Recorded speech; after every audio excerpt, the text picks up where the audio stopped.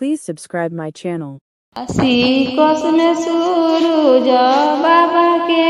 घटिया साजल दौरा घरे छूटिल जा साजल दौरा आदि तो बाबा की असी कोस में घटिया साजल कलसुप घरे छूटल जा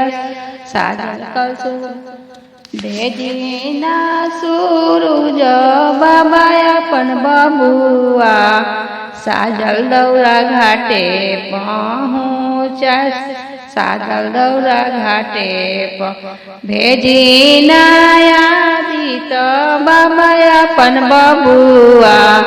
साजल कलसुप घाटे पहुँचा साजल कलसुप घाटे घाटावा भरल पर बैतिन से कलसुप